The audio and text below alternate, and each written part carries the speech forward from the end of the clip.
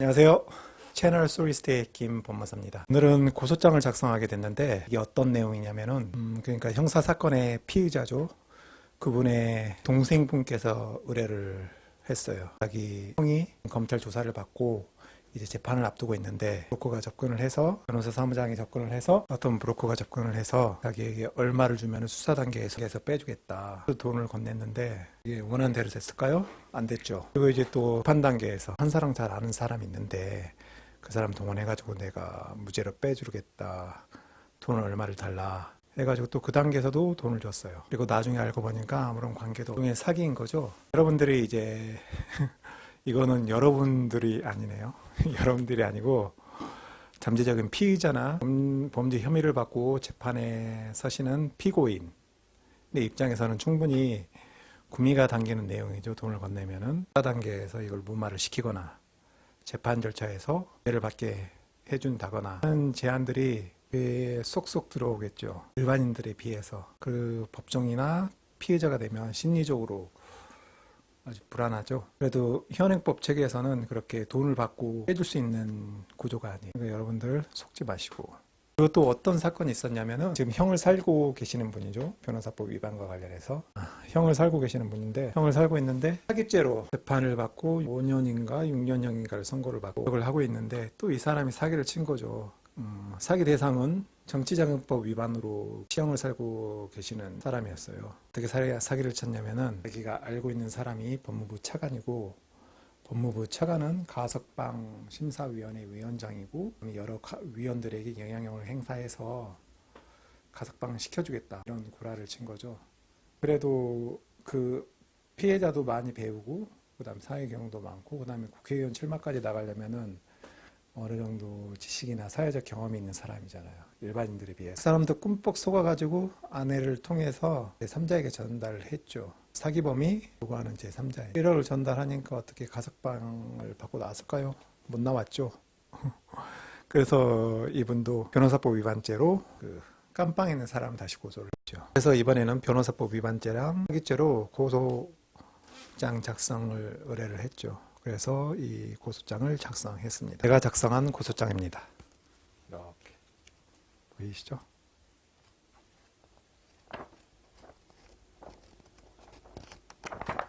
이고요. 만약에 형사 고소 사건을 의뢰했을 때 변호사와 법무사의 차이점이 무엇일까요?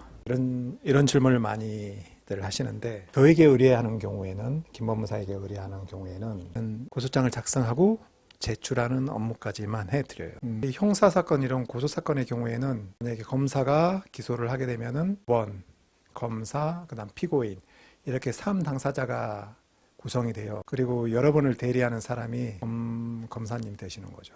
그래서 굳이 고소사건 같은 경우에는 변호사에게 의뢰를 해야 할 필요성이 있나 그렇게 생각이 되고 이렇게 로스쿨 변호사가 많이 나오기 전에는 변호사 사무실에서 장을 의뢰를 해도 사람들에게 해서 이건 뭐 법무사 사무소에서 제출해서 직접 출석해서 진술을 하는 것이 더 좋다고 그렇게 말씀을 많이 하셔가지고 법무사 사무실에 많이 의뢰를 했죠. 그렇지만 이제 변호사가 많다 보니까 이제 고소 사건도 적극적으로 광고를 하면서까지 수임을 하죠. 이게 뭐 바람직한 현상인지 그건 모르겠지만 이제 선택은 여러분들이 하시는 거죠. 그리고 가장 중요한 건 가격이 차이가 있죠. 여러분들이 가장 민감하게 생각하고 중요하게 생각하는 부분이잖아요. 가격이. 그리고 등기 사건 같은 경우에는 의뢰를 하면은 이 가격 저 가격 막 따져가지고 꼼꼼히 피시는데 이렇게 사기를 당하시는 걸 보면은 참 안타깝습니다. 저 같은 경우에는 검찰청에 직접 제출하고 있어요. 우선 고소장은 경찰서나 검찰청이나 이 수사기관 두 군데에 제출을 해도 되지만 저에게 의뢰오는 사건 같은 경우는 많이 민감한 부분이 많거든요. 우선 범죄에 해당되는지 여부, 또 형법과 민법의 가장 큰 차이가 죄형 법전주의 아닙니까? 아무리 의뢰인이 와서 이 사람이 뭘 잘못하고 이거 범죄가 아니냐, 이 사람 고소해달라고 해도 그 행위가 범죄에 해당해야 되는 거죠. 범죄란 무엇입니까? 구성요건에 해당하고 구성요건 해당성이 인정되고 위법성과 책임이 인정돼야 되죠.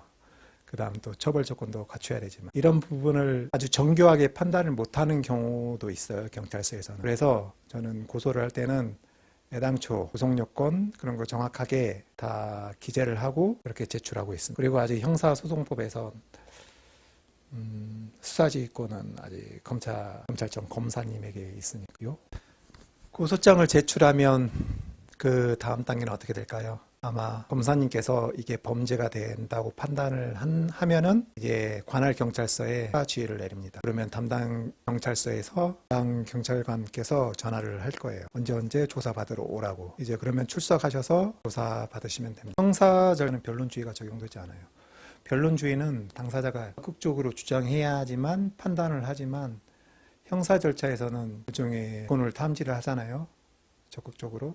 그래서 민사소송 절차와 달리 변호사를 선임할 필요가 있나 그렇게 생각을 해봅니다. 변호사님들이 많이 싫어하시겠지만 또 변호사님들께서는 이 사건보다도 중요하고 형사 고소 절차는 법무사도 할 수 있고 변호사도 할 수 있어요. 이런 경우에는 차라리 법무사가 고소 업무를 하고 변호사는 법무사가 못하는 다른 업무를 하면서 국민들에게 더 도움을 주면 좋지 않을까 싶습니다. 회생과 관련해서 김모 법무사님께서 변호사법 위반으로 기소가 되셔가지고 1심은 무죄가 나왔지만 2심에서 유죄 판결을 받으셨어요. 그 부분에 대해서 참으로 안타깝게 생각하고 우선 변호사법의 취지를 봤을 때 그 다음 관련 법 규정을 봤을 때 그분이 개인 회생 사건을 처리하고 그리고 수임료를 받는 게 변호사법 위반이 규율하는 그런 위법한 행위인지 우선 의심스럽고 변호사법의 규율 대상은 크게